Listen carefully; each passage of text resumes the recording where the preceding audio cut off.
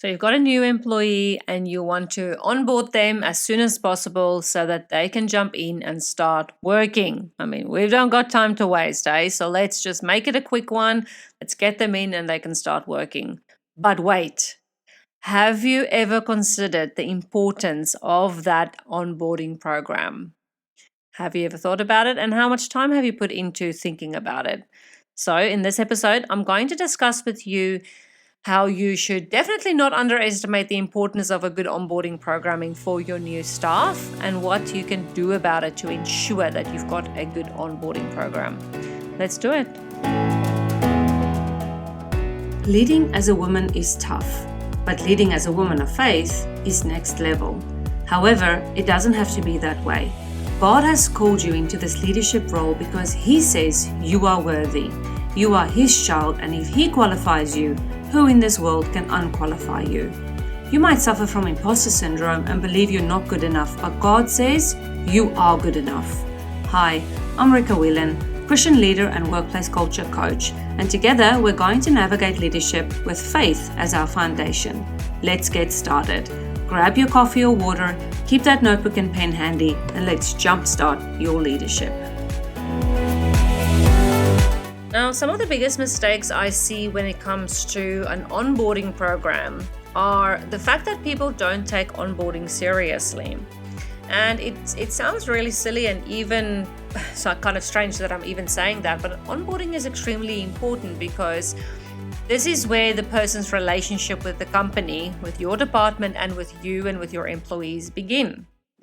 And so some companies, some organizations have got some really good onboarding programs. So go and think about those really good onboarding programs that you've had in the past and those really bad ones that you've had in the past. A really good one that I've had was, online learning that I had to go and do before I could even set foot inside when I was working as a teacher. There's a lot of compliance and, stuff that you have to do when you're a teacher. I get that. Not only my qualification, but then as part of your onboarding process, you do things like child protection. And whilst I was working in a daycare center in particular, you have to do food safety. And, when I was working at a different company, we had to do first aid. And so when I did some call center work. And so before we did call center work, I also worked in a bank. There were things that we had to do prior to being able to do those jobs that helped us to do the job successfully.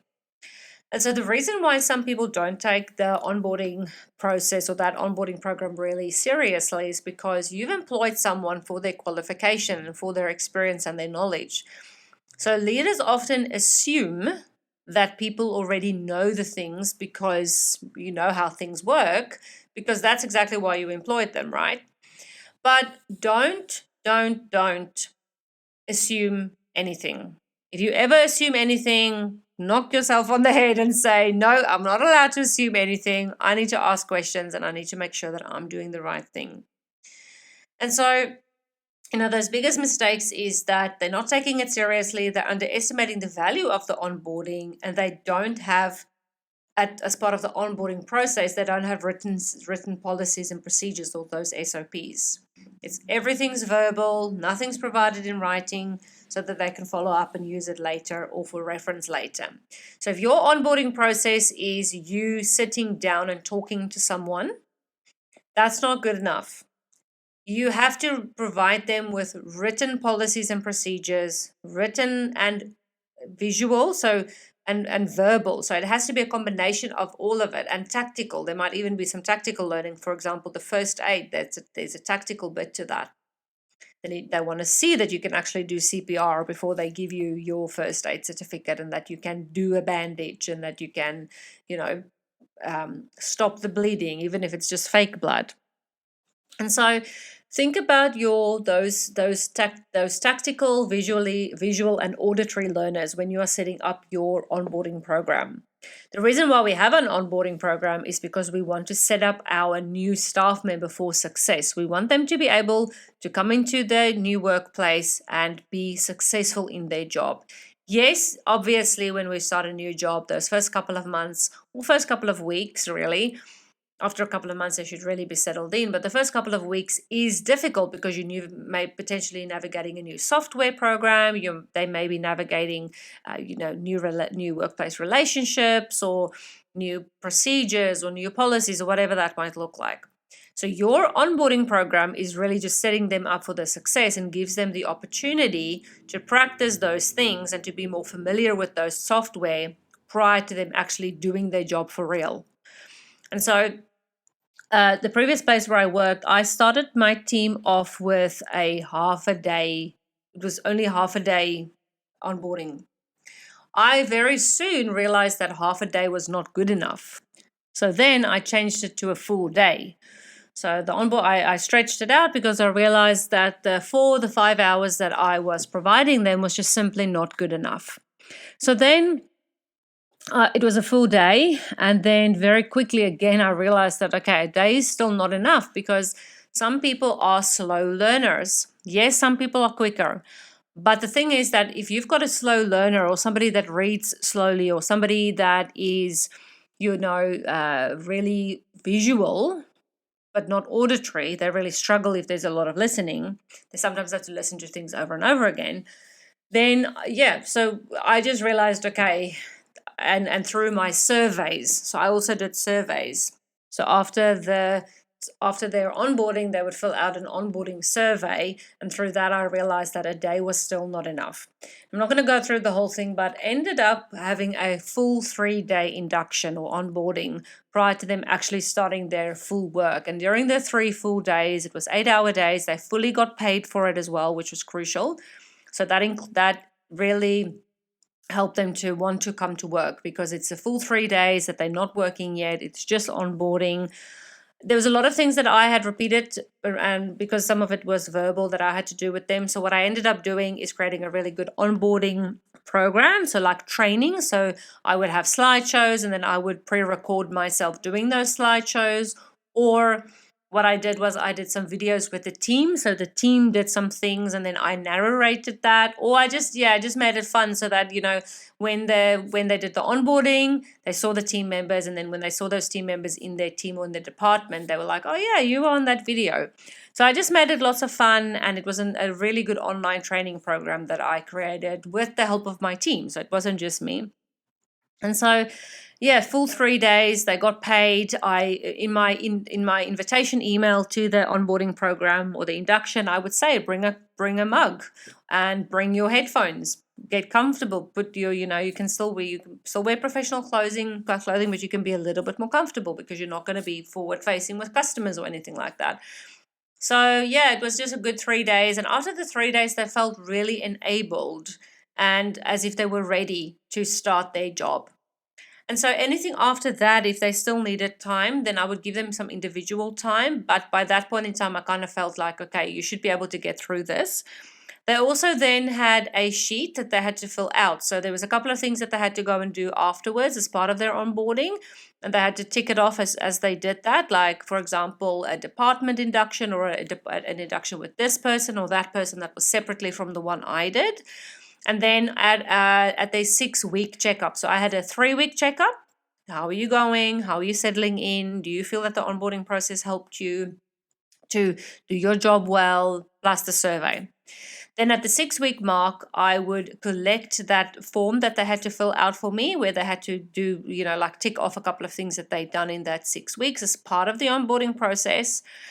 And then, we could really, because what I wanted to say, because I interrupted myself, is then we could really tick off that, okay, they did their onboarding. And it wasn't just those 3 days, but it was actually that 6-week period of onboarding, okay? Because the thing is that when they are on their probation period or that period where, they just start work and they fail their probation period, the first thing that always comes up is, but how did onboarding go? Or if there was unfair dismissal, the first thing that always comes up is, okay, but how was the onboarding program? And so you really want to protect yourself and your company to have a really good onboarding process. But also it's not just about that. It's because it's about setting that person up for success so that they can be successful in your company or in your department. Okay. Now, the other thing that I see as a big mistake with the onboarding is basically a one and done situation. So there's no repetition opportunity for questions. So, they just have to read through the thing one time, and then that's it. That's good enough. That's a bit of a problem because, yes, some people have got like really good photographic or very good memories, but other people don't. If you're a normal person like me, you don't have a good memory that you're just going to read it once and then you're going to remember it. Like very lucky if you can do that. But the thing is, most people are not like that. And therefore, you need to make sure that there's an opportunity for repetition, maybe an opportunity where they can practice the things that they've learned, or where the information that you've presented presents itself again. Okay. So the risks of not onboarding well. So I've got biggest mistakes, risks, and then benefits of having a really good one. So the risks of not onboarding well, which I'd like to discuss with you, is increased training costs. So if you are not going to have a good onboarding program, it means that you're going to spend more money on training that staff member later. So yes, you employ them for their qualification and maybe even their experience. But if your onboarding process was bad and they do not know the processes and procedures well, it means that down the line, that person is going to have to be retrained. They might make mistakes on those policies or those procedures or SOPs, and then they might need retraining for that. So make sure that you don't run the risk of, spending a lot of money on training costs, rather just have a good onboarding process. And then time efficiency problems. So, a person who wasn't onboarded very well, who struggles with policies, with those SOPs or with those procedures, or, it was a one and done situation, that is time and money. That is wasting the company because of time efficiency. They're not very efficient in doing their job because they're struggling to get it done because they were not onboarded very well. So I did onboarding once with a company where I literally just had to sit for 2 hours and read through policies and procedures. That was my onboarding. I did have a tour to show me where everything was and to meet some people, and that was it, 2 hours. And I did not even get paid for it. So, I think to myself, well, luckily I've got industry knowledge and knowledge about my job, because if it wasn't for that, and in education, for example, lots of the policies and procedures remain the same because we've got a national quality standard and framework that we have to meet. But if it wasn't for that, I'd be in trouble, because how can I read through 40 policies in 2 hours and be expected to remember everything? It's impossible, and it's just not fair on me and on anybody else for that matter. And your other risk, 2 more risks, is the fact that you've got reputational damage. So if you don't have a good onboarding process, it means that your employees are going to make mistakes. They're not going to do their jobs very well, and that can damage the reputation of the company. So you really would rather just want to onboard them well and have them do their jobs well instead of having reputational damage. And then the other thing is you've got new employees with low morale. That is the other risk you run, is that having brand new employees who are meant to be excited about their jobs, who want to impress you, who want to do a job well, who want to put best foot forward, that are showcasing low morale because they can't do their jobs properly. But then it's not only them, it's the current staff members that are going to be frustrated with this new person who can't do the job well. Why have they been employed if they can't even do their job properly? But the problem doesn't lay within the person who can't do their job properly. It lays within the onboarding program or the lack thereof. So make sure that you onboard well so that you don't run those risks. And then the final thing I want to discuss with you about the onboarding program and why you should take it seriously is the 8 benefits of having a good onboarding program. Okay. So number 1, I already mentioned, is that you are setting them up for success. And you are setting your company up for success. You are setting up your department for success, but you're also setting up your current employees for success because they're getting somebody who has been onboarded very, very well. It also means that the person understands the ins and the outs of the company that you have created, or this workplace culture that you have created. It just means that they get it from the beginning. And that is something that you can start in your interview process already. I've spoken about this before. If you want to really know how somebody acts, ask them questions in their interview about what would you do in this situation. Or has this ever happened before? Or if it hasn't happened hypothetically, how would you deal with that? And that's a good one for workplace culture and for gossip, because people will really, tell you very quickly. People can't help it because they feel under pressure in that moment to just tell the truth. So the other thing is the third benefit is you get what's in your brain out onto paper. So remember that you are good at your job. That's why you're leading this team. That's why you are head of your department. That's why you are the CEO, because you have been recognized at that. But you didn't get there by just reading things or by just, coming up with it in your head. No, you had to verbalize that, or you had to say it to someone, or, like when you're implementing change or when you're doing something, you need to talk to other people about it, right? You're not going to just implement that change and then not communicate that with anyone. So when it comes to onboarding, what you're doing is you're putting everything that's in your brain and you're basically transferring it to this new employee. And yes, that's impossible. We can't transfer everything, but you kind of get what I mean. Like, it's about the company and it's about the business and it's about the department that you've built. You getting what you are knowing out to them on paper or on a training video or whatever that is. But don't keep it cropped up in your brain and in your head. You're getting it out to them. It also means that if you onboard very well, you get to run your company or your department the way you want to, because why? You are setting up your company for that success. You're running it your way, because from the beginning you are telling them how to do it, or how to do that SOP, or how to do that procedure. Because if you don't, they are going to do it their way, and then you're going to have problem, because you don't want people coming into your business or into your company or your department doing it their way. Yes, they can make suggestions later. Potentially that's why you employed them. But from the beginning, you want them to do it your way until there's time for change. The other benefit for, having a good onboarding process is that there's going to be no unexpected twists or turns or things that are going to be unpredictable. Yes, there might be things with people, because people are very unpredictable. But the thing is that, when you don't have a good onboarding process, people just basically do what they want because they've not been onboarded very well. There are going to be unexpected twists and turns that you are going to have to face on a daily basis with these people. Whereas if you just onboarded them well, you know what to expect, they know what to expect, they know where the boundaries are. Because remember, onboarding is not only about just telling them about SOPs and about policies and procedures and about, workplace culture. It's also about what to do and what not to do. Or if you get into a sticky situation, where to go. Who's your first contact when this happens? Who's your first contact when that happens? So this is very, very important. You don't want them to hide if they've made a mistake. You want them from the beginning to own up to what they've done. And how you can do that is by having a really good onboarding process that stresses to them that this company is open to mistakes, or this department's open to mistakes, but you need to come and talk to the leader, about those problems and about that mistake. It will also really, really help with employee retention. Now, employee retention, we think about the Great Resignation, about everyone that left. Now, thank goodness the Great Resignation is, like we're at the tail end of that. We can kind of say that's over now. But we are in that quiet quitting space where people are not necessarily quitting their jobs, but they're just doing the absolute bare minimum because they don't want to be there.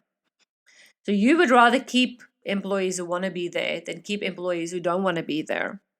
But if you have a good onboarding process and people know where they stand with you, they're going to have job satisfaction, because that's what you want, is you want people to have job satisfaction so that they want to stay there. And it all starts with a good onboarding process, because you set the scene for what things are going to be like there where you are. And then the two last things I want to mention is increased productivity. So one of the biggest benefits is that they will have productivity kind of immediately, not immediately, but maybe 2 or 3 weeks later, they'll be able to do that procedure quickly, or they'll understand, how to speak to a customer immediately and be more productive in that conversation. Instead of trying to, like it's that movie with, no, I can't remember the movie's name, but it's that movie with Sandra Bullock where she has the blindfold on her eyes. I never actually watched that movie. That's why I don't know the name, but That's the movie I'm thinking of. You don't want an employee with a blindfold over their eyes, thinking and going in the dark and thinking, okay, what should I be doing next? What am I doing now? Where should I go? Is it safe? Is it dangerous? You don't want that. You want the blindfold to be off, and you want them to know exactly what to do, when to do it, and when next to do it, and what not to do, because that'll increase productivity. And then the final thing is a positive first impression. Can you imagine my impression of the company that I just had a 2-hour sit down reading through policies and procedures? I mean, that's not a good first impression. I'm like, whoa, okay. Where do I go for support? Because there was nothing like that. There was no conversation. There was literally just, these are the policies and procedures. You've got 2 hours to read them through. And this is unpaid, by the way. So yeah, that's not a very good first impression in my books. And subsequently, that was just a casual relief work that I did. And subsequently, I don't do that anymore because I just can't deal with how that company does things or how those team members don't do things that they're meant to be doing. So yeah, no, it is very frustrating if you don't have a good onboarding process, and it definitely leaves a sour taste in my mouth if I come to a place and they've got a 2-hour sit down policies and procedures with no conversation. So yes, if you're doing that, please don't do that. That is not a good way to onboard your people.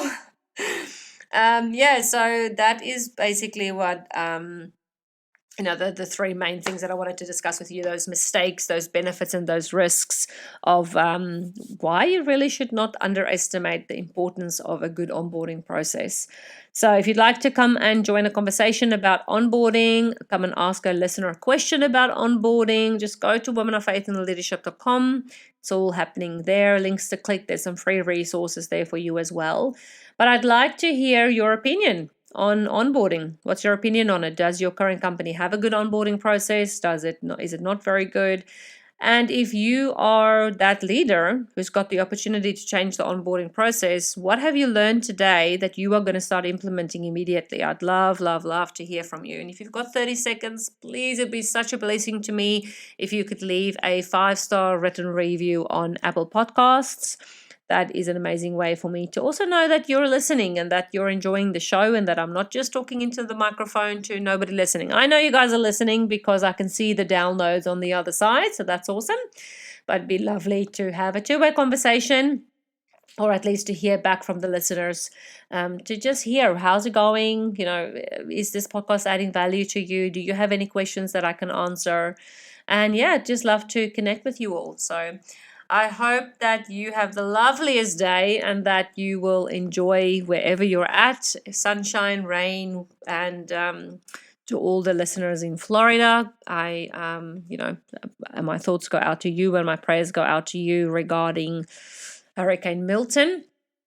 And if you are experiencing some hardship as well due to natural disasters, I apologize that I've not mentioned to you, but I'm also praying for you and that God's hand will be over you today, as I know it is. And don't forget to put on the full armor of God. Enjoy the rest of your day, and I can't wait to speak to you again next week. See ya. Bye. Thanks so much for listening. If this podcast blessed you in some way, the number one way you can thank me is by leaving a review. Your feedback means the world to me and lights me up every single time when I read it. And it makes me want to keep going. So please leave a review, and your review will also help other Christian women in leadership find the answers they are looking for. So whether you're on Spotify or Apple Podcasts, scroll down to the review section and leave that review. Then head over to womenoffaithinleadership.com and join our free Facebook community, and I look forward to engaging with you there.